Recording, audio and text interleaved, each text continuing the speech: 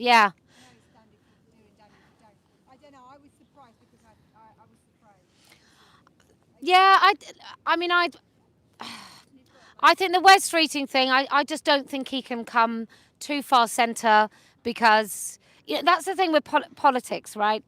If you're in these main parties, the uniparty is so powerful that nobody's spoken about any of this really in a way that I think is appropriate. Like they're beginning to.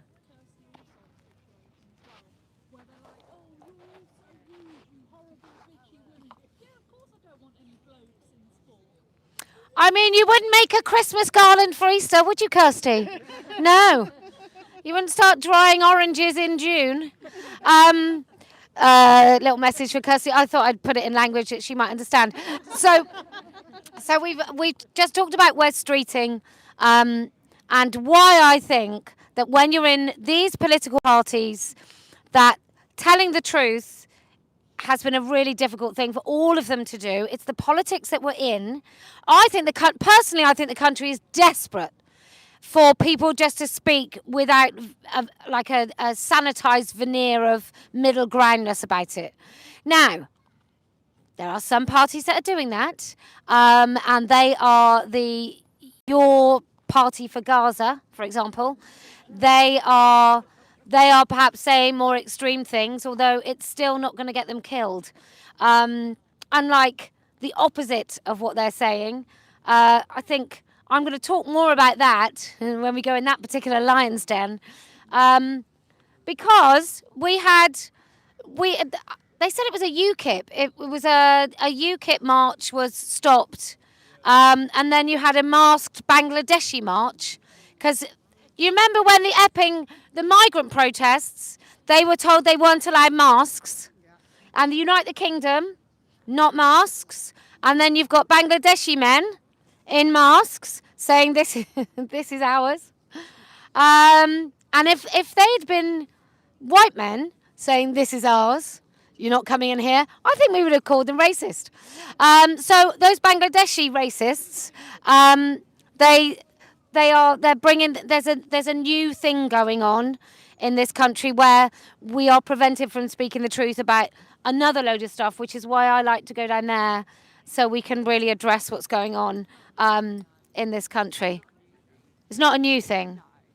Oh no, but I think it's. So many things that they keep suppressed for, like what they call community cohesion, but it's ended up being so dangerous. If the truth had been told from the start. Do you want to speak? Not about that. No. Okay. I will talk about something in a minute, and I can't believe I'm going to say it because it's not like bad. It's really positive, but yeah, I will speak Okay. about that because that's the hard way to be honest with you. Look, it's a very talking about the impact of certain cultures. Because I was talking to someone about this other day, a very clever woman, and I was saying that you can tell the difference just kind of the way someone carries themselves, whether they're British or not. And that doesn't really depend on their race, their nationality, their lineage, doesn't depend on anything. But you just know when someone walks, whether that person has lived here a really long time and is part of the culture or not. And I can't remember what she called it, musicality of the way they walk or something. But it is really interesting that that this is not about racism. This is really about something else, which is all about assimilation. And some of those points of assimilation or togetherness, even if you're not the same, we all recognise, and it's a minefield trying to talk about it without being accused of being racist or no, just racist, because the other accusations I'm quite happy to be called, to be quite honest. Anyway, would you like to speak about something else? I will briefly say something. Yeah, it's a little bit of a story. So, oh god, I'm so nervous. So I have a story. It's probably about maybe 3 years ago. So I was in my local council gym, ladies' changing room, men's changing room, swimming, changing village downstairs, disabled changing room upstairs, blah de blah, and there was trans-identifying male in the changing room. So I wasn't getting undressed. I was literally I was getting my stuff and leaving. He wasn't getting undressed. He was doing the same. So I kind of side-eyed it, but you know, probably an attitude that a lot of us had a few years ago was like, oh, it's not really like bothering me. It's fine. I'm not happy about it, but I'm not going to make a fuss. So then maybe a few weeks later, the same gentleman was in the changing room. So this time I was in there, he was in there, and my friend, who is probably in her like 70s, was also in there. But she's one of these women of an age where she'll have a shower, she'll come out and she'll swab herself down and she'll be, you know, everything will be on show. And she's fine with that, and she's doing this. So there's another bit of this story like that will be quite funny. So I noticed so before when I was in there, we just did what we both had to do and we left. But this particular time, she's kind of undressed and she's just swabbing around and her boobs are out and everything. And he kind of got his bag and he walked to the door. And this kind of triggered because of something that one of the nurses said about the way that the gentleman behaved in the changing room. And I was like, I can totally relate to that. So he got his bag and he went to the door. And then he come back and then he started looking through his bag. And then he went to a locker and he opened the locker and he looked through. So his behaviour was like really, at that point, I was like, no, I'm not happy with this. So I marched downstairs and I went, I want to see the manager. There's a man in the ladies' changing room. So this little handmaid, and she went, oh, really? Blah, blah, blah. And I was like, yeah, there's a man in the changing room. You need to deal with it. He needs to get out. His behaviour. I said, and I did black, and I was very loud and obnoxious. And I was like, I don't care what you call me. You can call me a turf. You can call me a bigot. You can call me whatever you want to call me. But you need to get the man out of the changing room because it's like my friend is uncomfortable. So then she started saying, oh, do you mean Tina? So at this point, and then this is a bit of the part of the story that like I've kind of missed out, but you'll get. So I said, do you know what, love? You can call him whatever you want, okay? But he's still a man in the ladies' changing room and he needs to get out.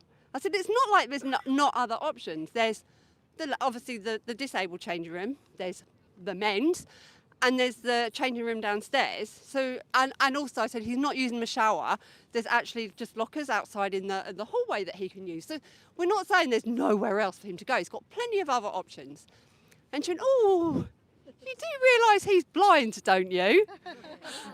So, because he had the like little stick and he had the glass. I said, let's have a little think about this, shall we? I said, we've got a man that's telling you he's a woman. Do you think he might not be blind as well? And she was just like, her face, honestly. So then, anyway, the manager got involved. And the interesting thing about this was like, this is at least 3 years ago. The manager got involved and he said, well, I'm going to take it further up. I think it's Freedom Leisure. He said, I'm going to take it further up and see what we can do. And they came back and said, yeah, you shouldn't be in there. So they knew the law 3 years ago. So I don't understand why all these people are hiding behind clarity, because this company knew the law and they kind of did stick with it. So then they spoke to him, Tina, whatever, and it was like, they explained like his options. He said, well, if I can't use the ladies, then I'm not going to be part of the gym. And it was like, yeah, bye then. So that's my story. And it was kind of, I was quite proud of myself. And a lot of women were coming up to me afterwards going, oh, thank you so much, thank you so much. Well done. It was. They all got an inkling when he drove home. So I'm waving at them all. Yeah, it's interesting, isn't it, about the leisure centres. We're just about to get... Another thing about leisure centres, by the way, is a lot of your councils will pretend they don't know that unisex changing spaces are less safe for women and children. So do send them the research. Don't send them an article, because whatever you do, if they can get away with pretending it's some sort of right-wing fascist fantasy and someone's just read these statistics and made them up, then, you know, send them the raw data and use short sentences and as few words as possible. And I don't mean that because they're stupid people. I mean because people don't often have a lot of time. Everyone, we're now in kind of give me a 20-second pitch period of our culture where you're only you're only going to be listening to someone if they grab you in that first sort of 5 seconds, and you'll only listen to 20 seconds and then you've moved on. You've been swiped. So when you send an email, make sure that you have like a nice bold headline. Unisex spaces are unsafe for women and girls. Your changing village is unsafe. What provisions have you got? And then a little bit of statistics, and really sort of end it there. And maybe have a second letter, so that do a covering letter and then have a letter, which I know sounds a bit of a faff, but I think that is the way that you deliver news instantly to someone, so they can actually hear it. One other thing I'm going to talk about, and I will talk about down there as well, is the Free Your Face campaign. And I did say free your face to a woman in Newcastle, and she wasn't best pleased. I smiled at her and said, in fact, I was on the phone. I said, free your face. And in amongst it, she was like, oh, I don't expect you thought I could speak English, did you, when you said that to us? And I was like, well, you're speaking Geordie, so... But it was really interesting. She got very angry and defensive instantly. But I've been to Newcastle a few times, but not for a long time. And I must have seen about 40 women wearing a niqab. And I've seen a lot today. And I think there's a few people who think I'm a lot further right than I am, who sort of say, I don't know why you're standing up for those women. I see women as a global constituency, right? I see that what happens to women in Saudi Arabia actually does have an impact to us here, not just because it's becoming commonplace here, but also because we are united by our shared experience of existing as women in a culture that also men exist in. So in all of our different cultures, there are different ways that might manifest. And in Saudi, it means that they cover their hair and don't feel their sun upon their face. And what's particularly concerning is the Green Party, which has become, but will become more, the Party of Islam. Their deputy leader's wife walks around in a fabric prison, and she wears a niqab. He has mentioned trees a couple of times this week, which I think must come off the back of someone saying, did you join the Greens for the planet? Because it doesn't feel like it. But I think the Green Party is incredibly dangerous, not just because of Dave, who calls himself Zach. And it's funny, isn't it? Because on the news, they don't say Zach Polanski, born David Paulson. It's not quite like Tommy Robinson, Stephen Yaxley Lennon, is it? So they never dead name Zach, do they? But I think they are going to be parasitically invaded, just kind of like Iran, and we're watching it in real time.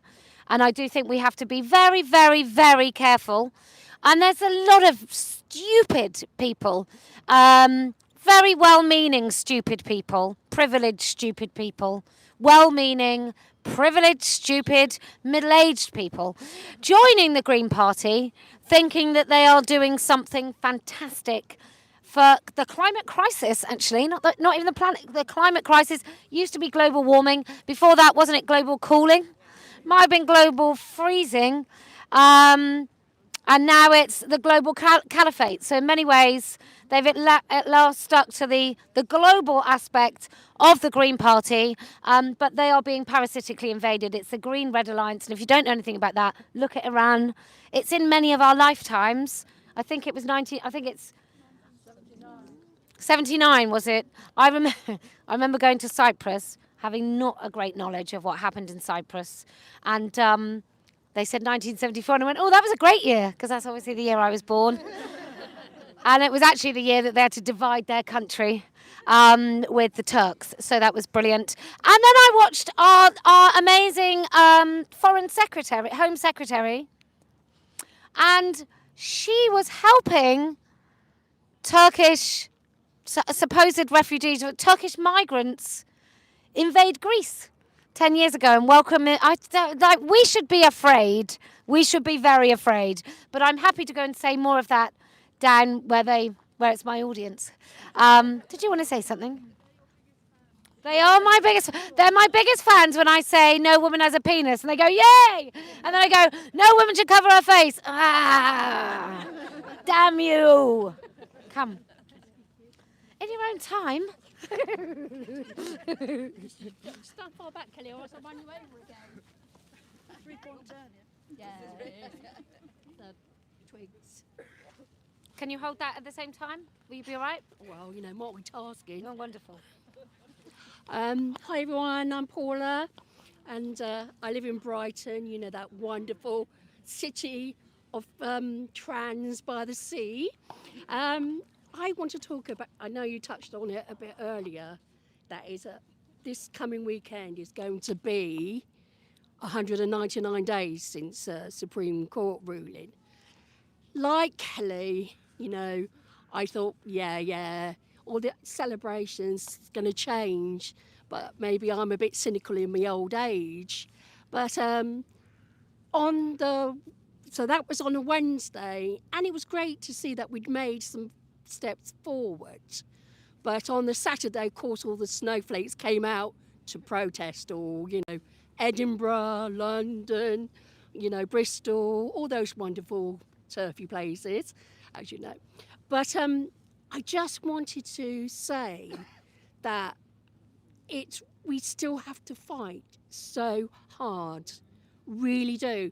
All these corporations that are hanging on, NHS probably the worst, schools, and even my library, which Kelly knows when we did our little thing down there. But I just want to encourage everybody to come out next weekend and just stand together and say enough is enough. Because if we just keep saying to ourselves, oh, well, we've got the ruling, we can just rest on our laurels. We can't. They're just too vile. They just really are. And and even with all the cases going on, I just despair at these people that are supposed to be our leaders or, you know, politicians and stuff, still hanging on by their.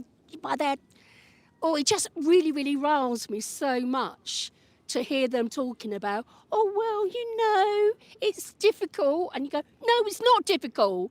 You know, it's not complicated. You know, that's it. A man has got a willy and a woman's got a vagina. But I just want to encourage as many people coming next weekend. It is on Saturday, yes. There is a lady actually giving leaflets about it. She is about over there. Yes, it's 1 o'clock. Yes, in London, obviously. Yes, and I wasn't, you know, so Parliament Square, 1 p.m. Do try and attend and just say, no, we are not going to stop. We are going to be behind you, so get it done. And I just want to say thank you for Kelly, because she inspires so many people, because I've been coming to Let Women Speak for about 2.5 years, and she's a hero. I love her so much. But I just think that we've got to keep fighting, and she's the person, she inspires me so much to keep going to the protests. Like I did, I protested in Brighton after the Supreme thing, and even though I was on my own, it triggered them to come across the road and try and grab my sign. I just think I know there's a lot of people that aren't able to come, but we need the people that are brave to say, no, enough. You know, just get out of our spaces. It's for women only. Thank you very much. She had that guacamole again. I was having the sweet stuff actually. I was having the I don't know what she calls it, crushed up biscuits and sugar and treacle and. She's lying though. It's not Tiffin, is it? Is it Tiffin? It identifies as Tiffin. Okay. Would anyone else like to speak? Yes. Paula's killing the trees. She's killing the trees.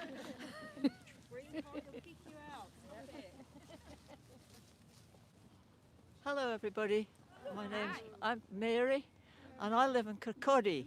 Now, perhaps that rings a bell with what's happening in Kirkcaldy at the moment. I've been to there was 22 days of tribunal in Dundee with Sandy, of which I attended 17 of those days. That was mind-blowing. But I've really come to say Oh, sorry. So I'll briefly start again. Hello over there.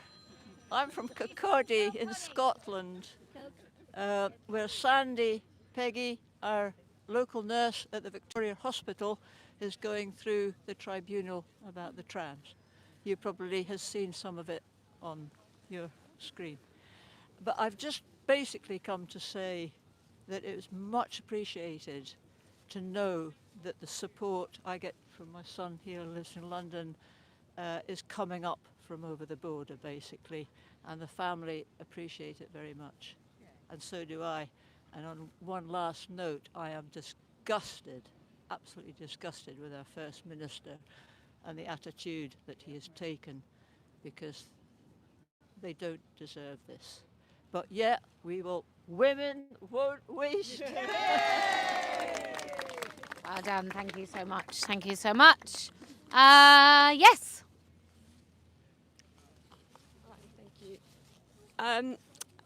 So this is my first time here, so thank you. I should have come a long time ago. Yeah, I've written something, but I just wanted to pick up on some things that I've heard today. And also, yeah, I'm in a bit of a weird space. All of this came up with me, my friends, when J.K. Rowling shared her her essay way back when. And around that time, I was campaigning with Rape Crisis because at that time you couldn't get on a rape crisis waiting list in London.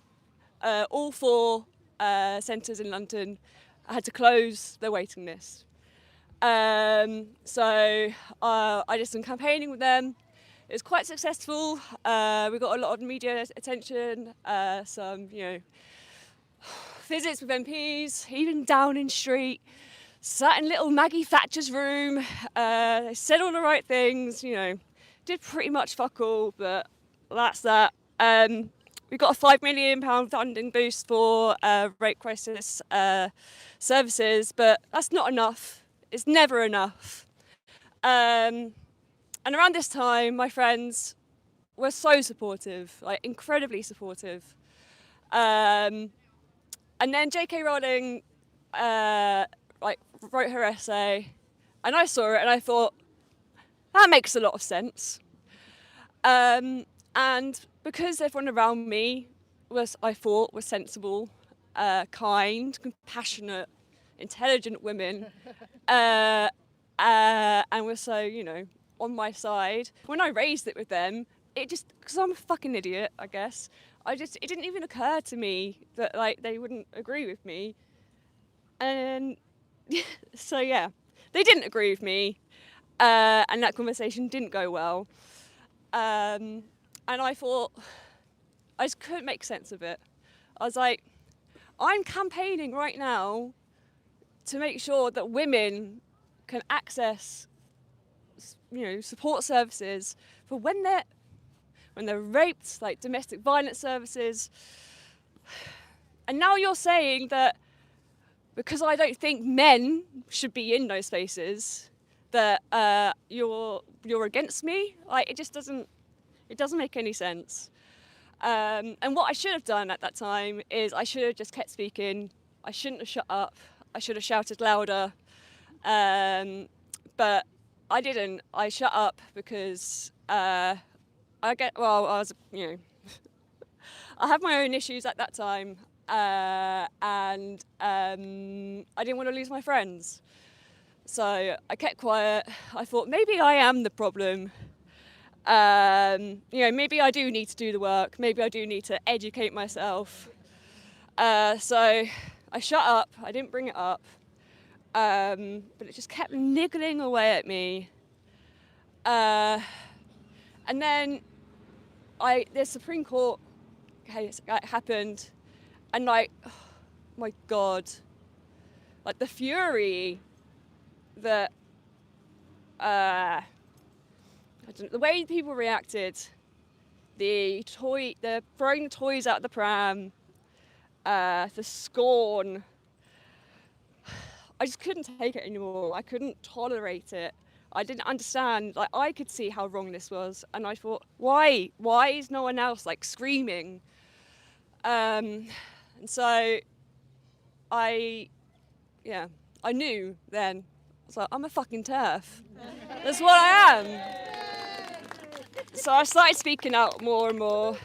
And then this week, I just put in my group chat about the Darlington nurses case, because I thought, surely, like, my friend, again, they'll understand. You know, I've been left on red. Yeah, so that's why I'm here, because, like, again, I know my friends are good people. Like, I don't know, they're just captured, I guess. It's more of my like backstory and kind of what I prepared. Is it okay if I try and read it? Okay, I'm sorry. You can shut me up if I go on too long. Hold the microphone. Oh, it's all right. I just need to find. Right. I cannot believe women's rights are in the state they are right now. It's not like we weren't warned. We've allowed perverts like Tyler Henderson, fucking Rose, Thea Upton, rapists like Stephen Wood, Karen White, Adam Graham, to not just take away our rights, but the rights of women and girls who are so much more vulnerable than us. I don't care what these men identify as. I'll call them what they are: perverts, voyeurs, predators, abusers. The kindest thing I can bring myself to say is that they're deranged fuck-ups who shouldn't be anywhere near women and children. I know mental illness. I've dealt with it my whole life. Not just the take a mental health day, it's okay to not be okay kind of mental illness. The kind where a young mother chooses again and again the violence of men over the safety and protection of herself and her baby, to the point where that child, me, is removed from her care. Do you know how bad things have to get in this country for a child to be removed from her care and contact to be stopped altogether? If you don't, stay ignorant. I entered this world knowing exactly what humans are capable of. For a long time, I was shielded from that knowledge, because that's what our brains do. They protect us. They block out what would otherwise destroy us. I've learnt to appreciate this superpower for what it is, because as I get older and my past comes into sharper focus, I can feel myself shrinking back into that little girl who had no control over the things happening to or around her. She must have been so confused and frightened. And seeing my social services records, a girl who was so desperate for love, she would have done anything to get it. That's a dangerous place to be when you're a little girl, surrounded by violent men and women under their control. And I see the same thing happening around me now. Men controlling and abusing the vulnerable, and women too stupid, compromised, or selfish to stop it. Except I'm not a little girl anymore, and in some ways, it's so much worse, because I'm screaming out and nobody is listening. Worse still, they look at me like I'm the monster. They call me a bigot, tell me that I'm hateful, fucking transphobic. Nobody seems to understand, but I know these men. I've lived through their sick, fetishistic fantasies. And I know women are more than capable of indulging them. I've once seen a video of an undercover reporter who caught Harvey Weinstein trying to lure a woman into his hotel room. It chills me just thinking about it, because he didn't scare her by screaming at her. He didn't have to. He was begging her. Oh, please, he whined. Ironic piece of shit. Please let me rape you. Please let me just do this one thing. I promise I won't hurt you. But I could. It's exactly what my rapist said to me. He begged me, to let me rape him, to stop resisting. Otherwise, he would have to hurt me, maybe even kill me. A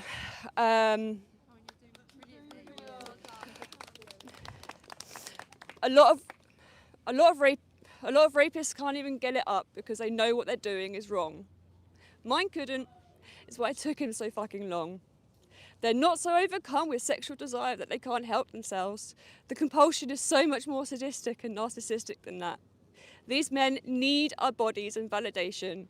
It's like a life source to them, and they will do anything to get it. Some will rape us, others will become us. But still, I have empathy for these men. I understand that really, a fetish isn't a choice, indulgence is.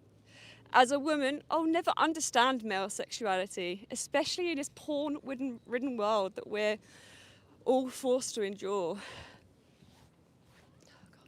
I was eventually adopted by my grandparents.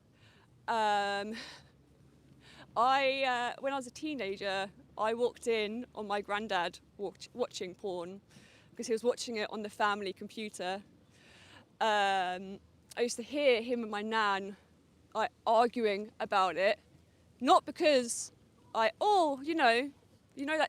that child that we adopted lives in this house, but because my nan didn't want him watching porn, which I understand. So I'd hear those conversations happening.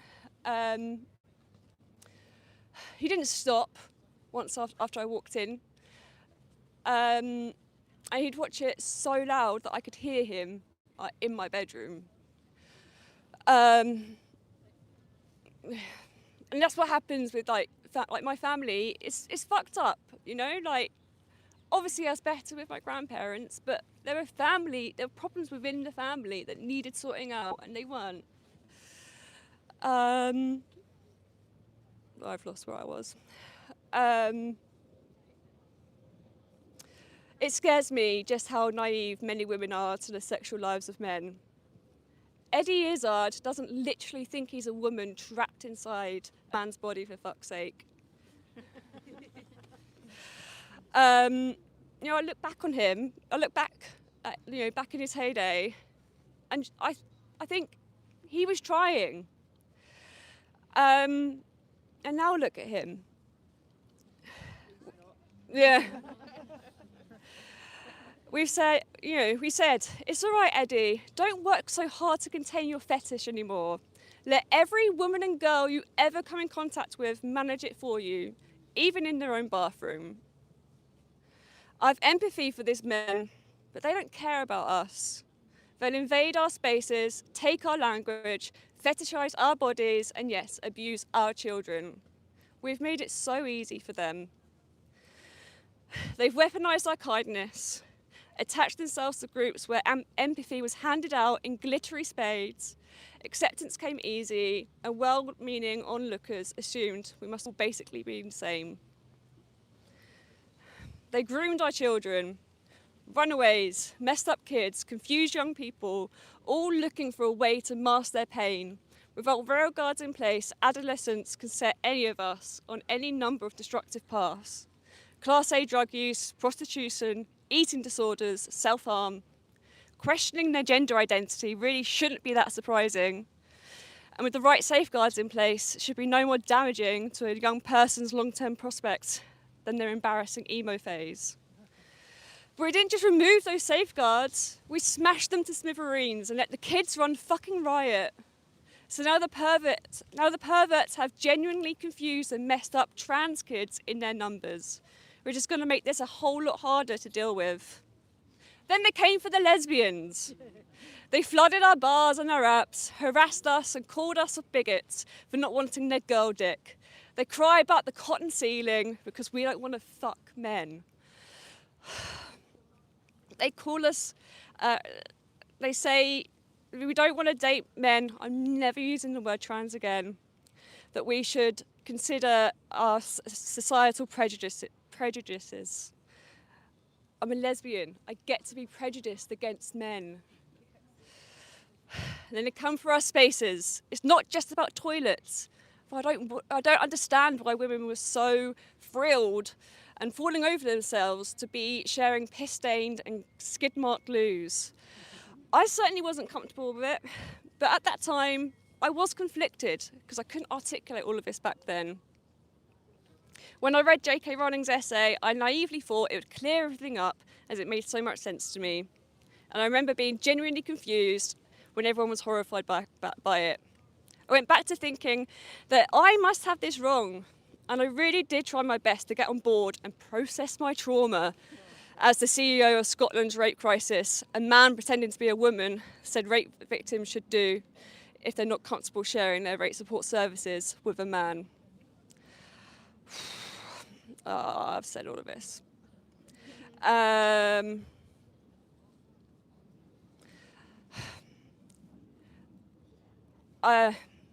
So the man who raped me was from Yemen, a country where a man doesn't have to pretend to be a woman to subjugate her. A country where, despite the grueling, abject poverty that women face every day of their lives, they're not allowed to let the sun touch their skin. That man left his home country, where he no doubt abused women with impunity. Went to a different country, so I was in Malaysia at the time, where a woman is raped every 30 minutes.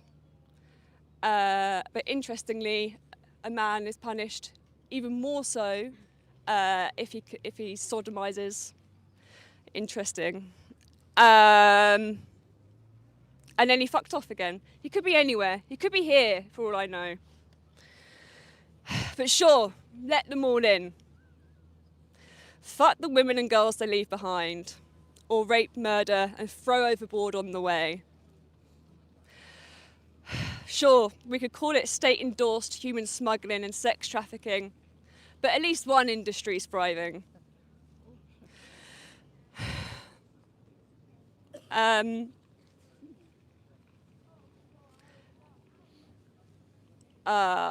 Yeah. Yeah. I mean, that's it really. I don't know what to do anymore. I love my friends, I love my partner, I love the family I have left. But I can see the devil has risen and he's fucking coming for us. So I've got to do what women do. I've got to protect the vulnerable, and I've got to speak the truth. That was brilliant. Thank you so much. That's excellent. Thank you. Mary was particularly excited when you said about prejudice, against men.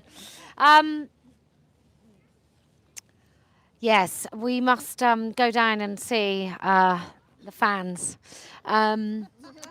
So what we do now is we go and speak the truth down at a place where the men are rather excited about women speaking for about 3.5 minutes. And then they start arguing. There are a few people at Speaker's Corner, by people I mean really annoying men, who are regulars, whose wives are like, go on, no, you go all day, I don't mind. All Sunday, take the weekend. Go and shout at some people down at Speaker's Corner so you get the fuck out of the house. There's a few of those men, and I'm going to do my best to try and ignore them. But it's really interesting about these men down at the wonderful Speaker's Corner, and how we are in this kind of axis of shit with either side, what people don't call the far right, but the actual far right, the Islamist global caliphate wanners. There's those, and then there's the trans thing, and they're joined up at the moment because their hatred of women and normality and moderate kind of lives, their hatred of that unites them at the moment. And then And then unfortunately, the far-right Islamists will devour its host, which at the moment are the leftists. And if it wasn't for the fact that we will all be screwed in the meantime, I would be overjoyed to watch that. But what that actually means is the end of everything, all of the things that we like to think that make this country a nice place to live. All the free speech, not that we have it, we know we don't really have it, but we have like an idea of it. And I think with your friends, because I've often thought, what is it that would make you know that men are a danger, and your friends to pretend that they don't know that men are a danger? And this idea, and the narcissistic crazy man that I had a discussion with gives a really good insight to the view of the other side, and that's the wide-eyed, can you imagine how it would feel if you want yourself, if your body isn't yours? Can you imagine what you would have to do? And I think you're pretending to be that empathetic for a start. And two, I don't think that those men who say, I feel like I'm in the wrong body, it's really plagued I think they don't think that at all. I don't think anyone thinks that. I don't think the women that pretend to feel sorry for these men actually feel sorry for these men. I think it's just one of those things that you say, and if you say it often enough, then you're a good person. And I think we are just in a time, all too frequently, where we are siding with the thing which makes us look nice, but not actually nice. And there are just too many elements. Even the Palestine, and you can think the plight of the Palestinian people, or the people that live in Gaza, however you want to frame it, you can genuinely think it's been wretched, awful, unfair, terrible, all of those things. And marching in England about that is fucking ridiculous. It's totally ridiculous. Doesn't make any difference to those people. If you wanted to make a difference, you could just pop over. You could go and, I don't know, you could go and say to Egypt or Jordan, take in these people. Take in these poor people. But marching in England makes no sense whatsoever. So that would be part of the, I want to be seen, but I don't really want to do anything.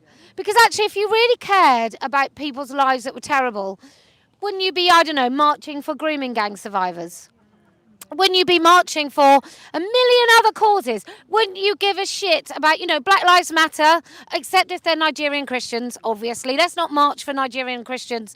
Let's tip a statue over of a man that lived hundreds of years ago who, yes, might have been a terrible human being. Awful, awful, awful. Let's focus on him, but not actual people suffering. Let's not march for the people living with gun violence in the United States of America. It's not those black lives that matter. It's the black lives from a long time ago that matter. It's really nuts. So I think we people that have seen the truth can still speak the truth. I think we have a duty to speak it on all issues, and you might not agree with me. You'd be wrong.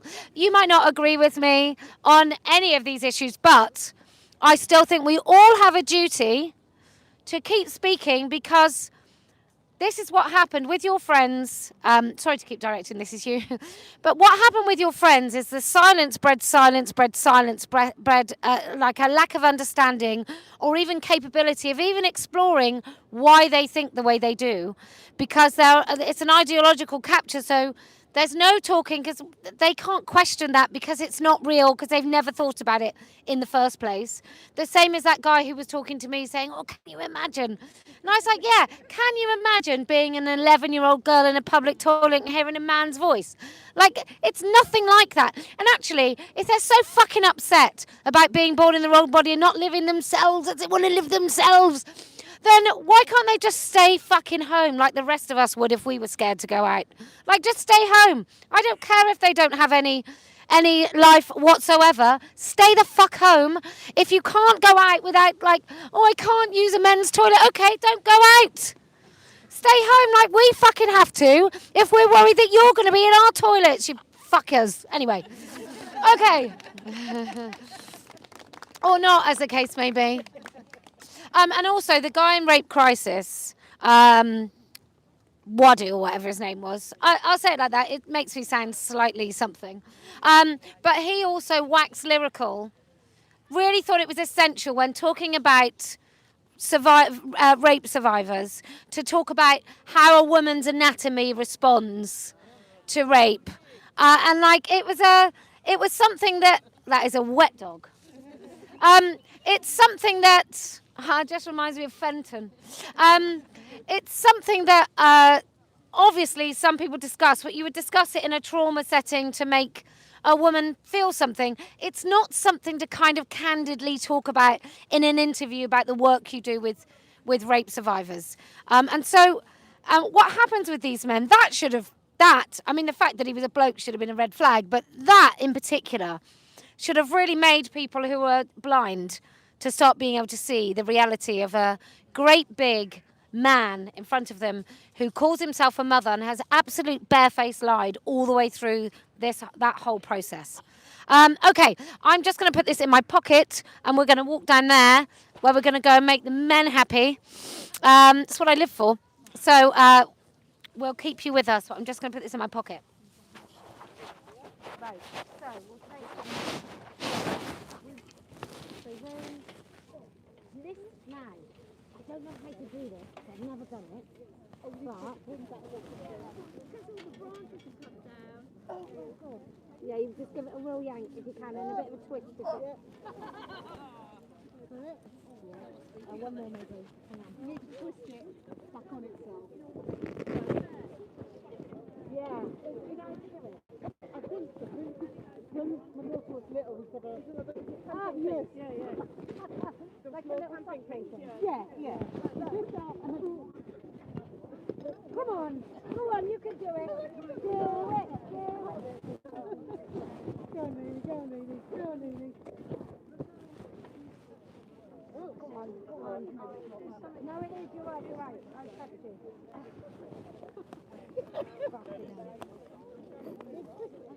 Just sort of like you twist it round and down. Yeah, that's it. And then one more, okay? Maybe this way. Let it go.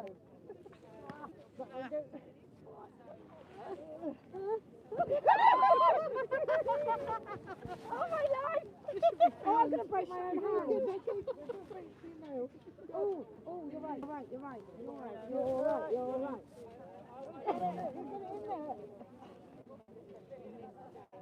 Right. Get the bag. Can you twist the bag that way? Hang on.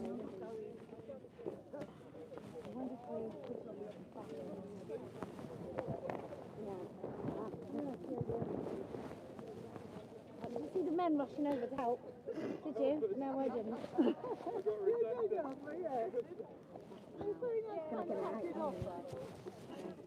Who did offer? There's a very nice fine chap here. Oh, did he? Why didn't you take it? That'll do for a sec. Because we're going to put it up again in a minute. Yeah, Mary, do you think we should switch to this? Are you sure? You don't want to? You don't like it? Alright. Okay. Well, thank you.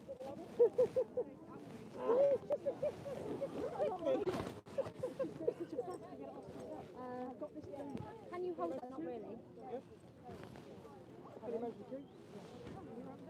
Let's go. Can you do that? Can't follow the band. No, I designed it myself. Thanks so much. Wonderful. Are you sure? Okay. Are you coming to GB? GB News? You are? Okay. Look, are they swans? Ducks. No, Canada geese. Canada geese. I always hear them coming over. Oh, Mary. Allegedly. Coming from Canada to kind of winter on tables. Most geese here are kind of residents. Hi. You know there was was a moment where the lefties were at the march of the Islamists and they said we're on the same side, and the Muslims are like, no, we're not. I know, wasn't that great? If it wasn't so tragic, it would be funny that they think that these guys that So literally demented. want to kill women for not wearing a burqa are on their side. Who? Oh yeah. Oh yeah. Yeah, so we'll do. I might see if other people actually want to speak down there, because we do it quite quick. But I think maybe we won't. Maybe we should. I mean, not stay there for ages because it's quite cold. My left foot's completely numb. Oh, they made a film about that, didn't they? Why is it so busy? Why is it so busy? And why are they allowing a flag? Why have we got a Palestine flag? I'm going right into the centre of that shit. It's an occasion. Fucking hell. Do you reckon that's thick with people? Or does it look... Right, we're going right into the centre of that, Mary. Taking up some space. Where those silly men think they can have all that space. We're going right into the middle. It's going to be fun, Iris. I'm going to go and sing Amazing. That was the only thing I could play on the pipes and walk at the same time. Ooh. Oh, I thought you were a lesbian. Maybe that's just people around the edge, no? Looks a lot thicker than it was, yeah. Yeah, it doesn't look like there's anything there. It really annoys me because they say you're not allowed banners. So, I mean, I know we've got our flags. They what? They've got, when you come in, they've got some PA system. It's not in the park, it's just on the other side of the gate. Oh. Ellering away. Yes, you do. Sorry, you do. Yeah. Are you trying to kill Mary with your bike? Pulling leaves off his back. So that's a Christian. That guy in the cowboy hat, the Christian American. He's the reason we moved, didn't he? Yeah. Because he was so loud. So Carries. yeah, I mean he's good at what he does. He is. Oh.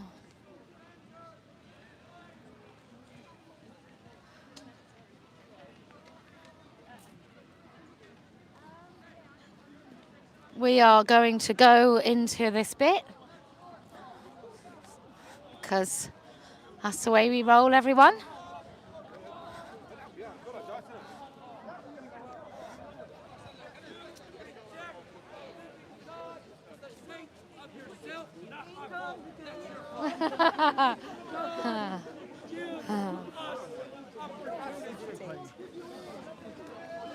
Right in the middle.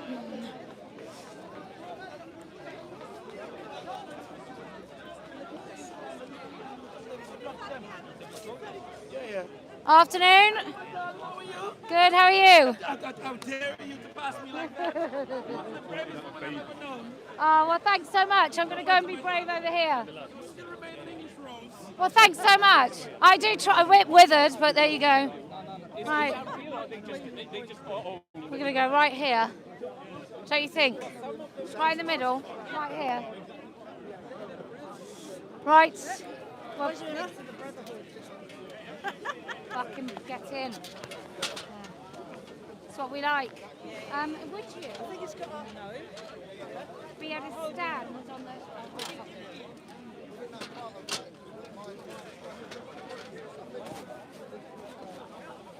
Oh, let's get a decent flag up, shall we? Rather than these silly flags that they got up. Get a nice flag up. Oh, I think I've broken that, have I?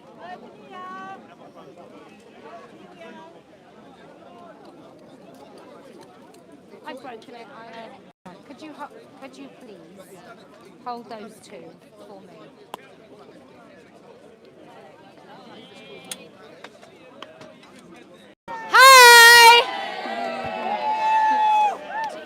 come round, Mary, so I can be a bit more.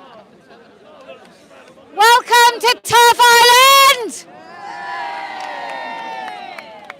I thought I'd get a bigger ladder than even that guy down there. I know, I'm minuscule. So, we are gathered here today on this beautiful Sunday to remind the men of Speaker's Corner that women will speak!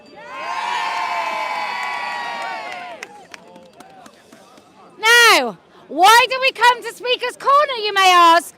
Well, we come to reclaim this place because far too many men have frightened women and made them too intimidated to come and actually remain. Because what we want as English women, as women in this country, is we want to ensure that women across the world retain their rights. And women of Iran, for example, stop getting sentenced to death. He looks very cold and he's quite annoying. So we want to make sure that we speak about the women in Iran who are imprisoned or killed for showing their hair. And we want to make sure that that never happens here. We want to make sure that we talk about the women in Afghanistan who are not even allowed to leave their houses unless they are taken around the streets completely shielded in a fabric prison, and they are treated worse than cattle.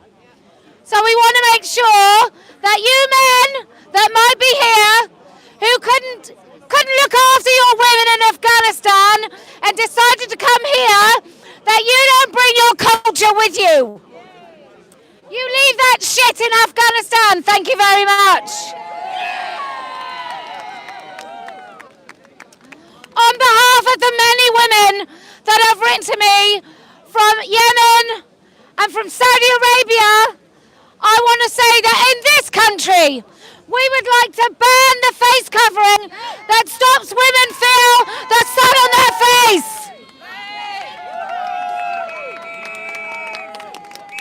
We say no to the niqab. And we especially like to say it here because there's a lot of men holding their testicles, walking around thinking they can tell women how we should behave in public. Fuck that shit.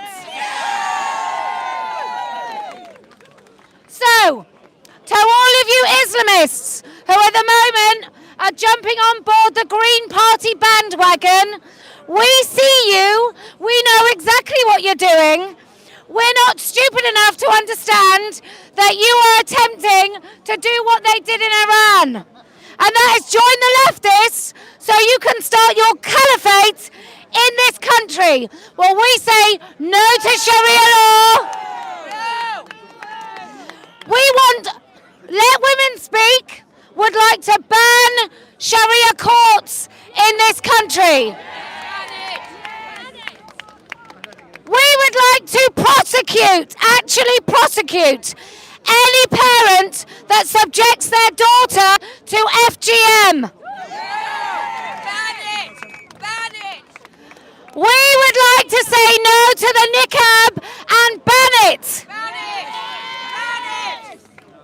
Now, a boo to the burqa. Well, I'm more concerned with the niqab because I think that's more commonplace here. I've seen so many women wearing the niqab in the last few days in all parts of the United Kingdom, and I think we should be very afraid.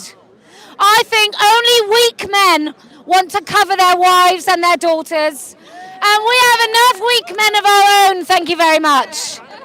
We don't need to import any more. Yeah, I'm going to ban a garment. Do you not want to ban a garment? No, you don't deal with problems like this by just slamming down the... Oh, you do? No, you don't. Yeah, you do. Yeah. Quite easily. You say it is banned, and then it's banned. That's a good idea. Yeah, you don't have to wear it, do you? No, I think it's a good fight to be annoyed at people wearing these things, even if it's a form of oppression. But I don't think the solution is to ban. 100% it is a ban. Look, I think what people forget, like this gentleman, what they forget is we are not dealing with rational people. People that want to cover their wives and their daughters in fabric are not rational people. We cannot rationalise. We want to make sure that all of their wives and their daughters have access to education and can speak English and participate fully in our society. And a garment that prevents them, like a face covering, is absolutely counterproductive to them being involved in society. And if they're not involved in society, they won't even know their rights. That's a form of religious expression. No, it's not. No. It's not religious. It's not religious. It's a part of subjugation. No. There's nothing about that in the Quran that requires a woman to cover her face. It's weak men that have decided that women need to cover their face. It's not even in the Quran. We also want to speak up for children in countries like Iraq, where men are allowed to marry 10-year-old girls. We just want to make sure that all of that stuff stays as far away from the United Kingdom as possible. We know that there will be supposed liberal men who will defend women wearing face coverings. We know there will. And we say to them, absolutely no, we don't stand for it. Would anyone else like to speak on this particular platform? You want to speak here?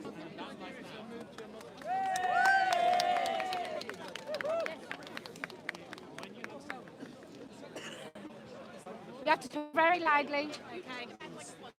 Okay. Hello. I would like to say I have some friends who are Muslim. I tried to help them to integrate into the United Kingdom by helping them to learn to speak English. Many of these girls had never in their life been to school before.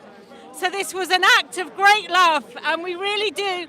We're not opposed to people of different beliefs, but what we are opposed to is the abuse of women. And some of this abuse isn't actually just from other men, it is from other women too. One of the ladies that I taught, she was just a young girl. She came to me, she first had the niqab, she decided to remove it. And when she decided to remove the niqab and just dressed very modestly, her mother, who's from Afghanistan, was online telling her off and putting her into danger in this country for having made a decision to have freedom. The trouble is that she did not leave her faith. She's still a very modest Muslim. But the thing is, if we say no to the niqab and no to the burqa and make it illegal in this country, she would be able to go online to her mum abroad and say, Mum, I don't wear it because it's illegal here, just like it's illegal in about 20 or 30 other countries in the world, some of which are actually even Muslim countries that have banned this. We haven't banned it in this country. What is happening here? Wake up to ourselves. You came here for freedom. This is freedom. Do not take it away from the people that live here. We want to see young girls having a proper education, to be treated with dignity and respect, and to be allowed to have freedom. It doesn't mean that they are opposed to their religious upbringing. It means that they want to be trusted with their own modesty and protected by the British legal system. Thank you.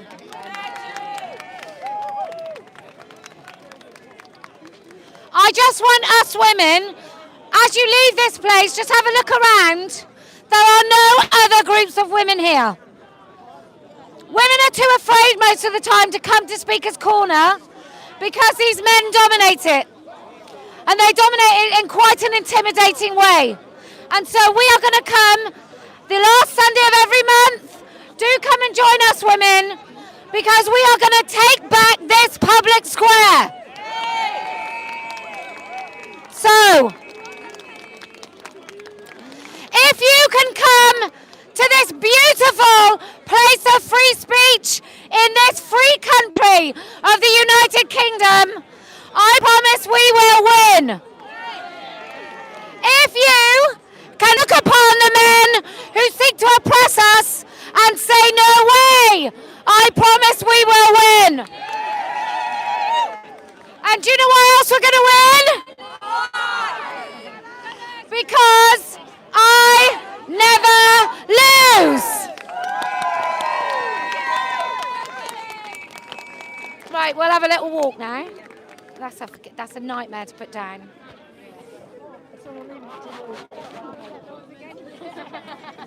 Do you mind?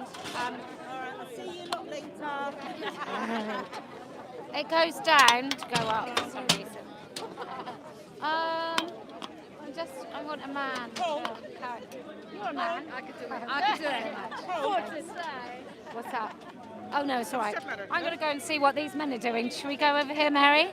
I'm then going to the pub. So if you want to be warm in the pub, you can. Otherwise, I'm just going to go and have chats. Well done. Oh, thank you. Thank you. I'm going to see what these dudes are talking about. Let's have a look. Jesus Christ. Look at all them. Trusting, aren't they? Look at all this. Oh, it's because Bob's here, I think. Oh, that is so weird. Mad, right? Mad. Isn't it? Mm. All these covered people. Right, I'm going to go that way. I'm going to, we'll see what we can do. Hello. You are more than a feminist. You are going to be our next prime minister. Oh, well, thank you so much. And I promise I will vote. Okay. Right, we'll keep, I'll keep you on. Oh, this looks interesting. Nice to meet you. Nice to meet you. I will see you on Twitter. There's a lovely young lady asking about it's the same with sex. DSDs and It doesn't matter if you like anything but being female. It doesn't matter about whether you associate with the things that are traditionally assumed about being female. Like basically, you have a vagina, you have eggs, and society will treat you a certain way in regards to that. Men will treat you a certain way in regards to that, regardless of however you identify. And that's why we need to include women who think that they are non-binary or think that they're men in women's rights, because men can still rape them, you know?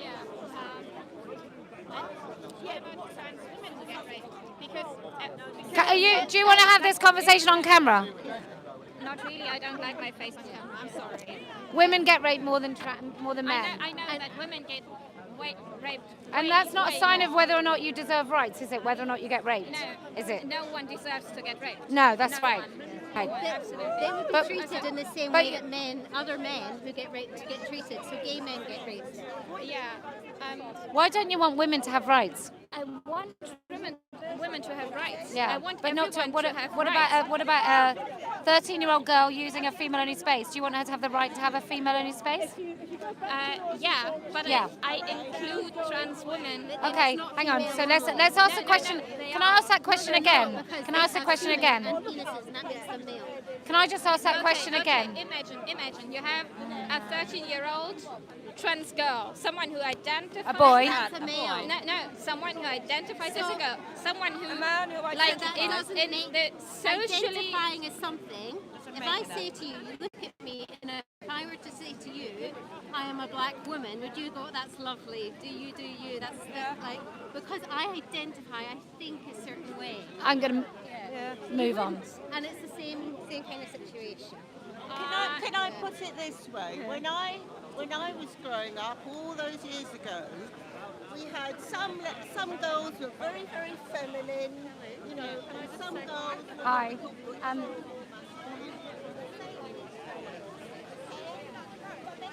girls and still Excuse me. boys.